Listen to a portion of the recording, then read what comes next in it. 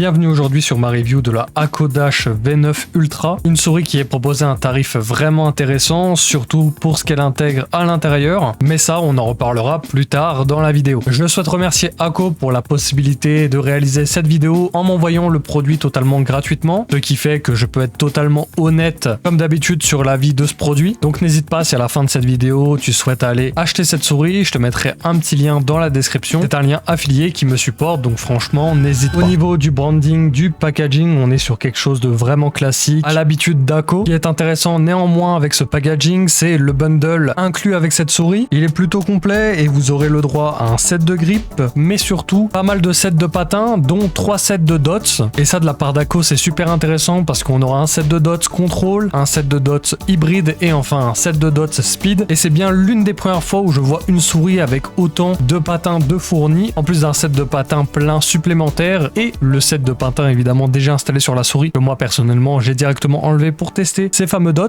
Maintenant, au niveau du design extérieur, on est ici sur une souris en plastique inspirée de la Pulsar X2 Crazy Light Mini. Elle sera disponible en deux coloris, en blanc et en noir, avec des petits accents violets. Et on sera ici du coup sur une souris en plastique assez robuste, même s'il y a un détail qui me gêne un petit peu, mais on en reparlera plus tard dans la vidéo. Et enfin, elle n'aura pas spécialement de revêtement unique utilisé, mais elle reste super agréable si vous avez les mains qui transpirent. Du côté des spécifications techniques, on va commencer avec le capteur et le microcontrôleur. Du côté du capteur, on sera ici sur un Pixar 3950, un classique de nos jours en termes de capteur sur des souris à ce prix. La grosse différence par contre, ce sera au niveau du microcontrôleur. Ici, on sera sur le fameux 54L15 de chez Nordic, qui permet principalement une grosse refonte au niveau de l'autonomie des souris utilisant ce microcontrôleur, et particulièrement sur cette V9 Ultra. L'autonomie dure bien dans le temps, j'ai pu l'utiliser 2 semaines avec une charge initiale à 100%, et du coup après ces 2 semaines j'ai dû la recharger parce qu'elle était tombée dans les alentours de 20%, mais franchement ce nouveau microcontrôleur fait vraiment plaisir, et ça permet aussi évidemment une stabilité en 8000 Hz, mais le 8000 Hz reste quand même assez marketing. Au niveau des micro-switch maintenant, pour les micro-switch principaux, on aura des switch homme en optique, possédant quasiment aucun poste et pré-travel, donc pour une utilisation en jeu c'est vraiment agréable. Et du côté des micro-switch latéraux, pareil, ils auront très peu de postes et pré-travel, et j'aime plutôt bien leur forme et leur disposition. De ce qui en est du poids et de l'ergonomie, on sera sur un poids qui avoisine les 40 grammes, donc on est vraiment sur une souris ultra légère. On sera aussi sur une forme adaptée aux prises claw, palme et fingertip, donc une forme assez safe qui sera comparable à une Pulsar X2 ou une Sora V2 ou bien même une Madère de chez VXE. Personnellement, je l'ai utilisé principalement en claw et en fingertip et j'ai vraiment apprécié cette forme, mais c'est une forme de base que j'apprécie vraiment. Côté batterie autonomie, j'ai pu aborder le sujet très vaguement, mais on sera ici sur une batterie de 300 mAh. On est déjà de base sur une batterie entre guillemets assez standard. Du 300 mAh, c'est le bon compromis au niveau du poids et de la capacité d'autonomie, mais couplé avec ce nouveau MCU de chez Nordic, franchement niveau autonomie ça fait vraiment du bien, surtout quand vous jouez en 2000 Hz ou 4000 Hz, ça permet vraiment de rallonger les sessions de jeu sans devoir recharger cette souris, et franchement en termes de quality of life ça fait vraiment du bien. Côté logiciel et réglage, on est sur un point qui me chagrine un peu parce que ici on sera pas sur une web app mais sur un logiciel téléchargeable. Je trouve ça assez dommage quand on voit toutes les marques qui proposent des web apps, c'est beaucoup plus pratique et pas besoin d'installer quelque chose sur son ordinateur. Mais sinon, pour parler du logiciel en globalité, il est très bien, il est vraiment fluide, il est ergonomique, et surtout on a accès à évidemment toutes les options qu'on retrouve sur d'autres souris, mais on a accès surtout à une petite feature qui est le debounce delay qui descend jusqu'à 125 millisecondes, mais il sera utilisable que couplé avec le 8000 Hz, donc ça reste une feature pour le moment inutile, et personnellement j'ai pas ressenti de différence en jeu en testant ça, mais ça a le mérite d'exister et d'être disponible sur cette souris. Au niveau de la durabilité dans le temps de cette souris, vous n'aurez aucun souci à vous faire, on est très franchement sur du très bon plastique. Par contre, il y a quelque chose de notable, c'est quand vous exercez une pression légèrement forte sur le côté de la souris, et bien on peut remarquer que les boutons latéraux s'enfoncent. Ce n'est pas quelque chose qui va vous gêner lors de l'utilisation au quotidien évidemment, mais ça reste quelque chose d'important à noter dans une review, mais comme j'ai dit, il faut pas en faire tout un plat. Et enfin, en termes de prix, vous pourrez la retrouver sous 2 modèles, un modèle Max et un modèle Ultra. Le modèle Max sera évidemment un peu moins cher que le modèle Ultra, mais proposera évidemment des features en moins et des spécifications techniques légèrement en dessous, mais ça permet de proposer cette souris à 2 tarifs différents pour permettre que cette souris plaise à davantage de personnes. Et sinon, pour ma conclusion et recommandation, et bah écoutez, on sera ici sur un rapport qualité-prix excellent pour les joueurs qui cherchent vraiment une souris ultra légère avec une forme vraiment safe. Safe, donc utilisable en claw, palme et finger avec des mains moyennement grandes, et je la recommanderais du coup à ces joueurs-là et à des joueurs qui cherchent une forme très proche de la Crazy Light X2, mais qui n'ont pas forcément le budget pour cette souris haut de gamme et qui veulent une souris plutôt entrée de gamme, tout en arborant cette fameuse shape ultra safe. Je remercie encore une fois Ako pour la possibilité de vous faire la review de cette souris. Vous aurez de disponible en description un lien pour aller choper cette souris si vous le souhaitez. C'est un lien affilié qui me supporte énormément et qui me permet de continuer ce que je fais au quotidien. Et si vous aimez le contenu dans ce style, n'hésitez pas à vous abonner et à me dire en commentaire ce que vous pensez de cette souris et est-ce que vous allez l'acheter. Et moi je vous remercie d'avoir regardé cette vidéo et on se dit à la prochaine pour de nouvelles reviews.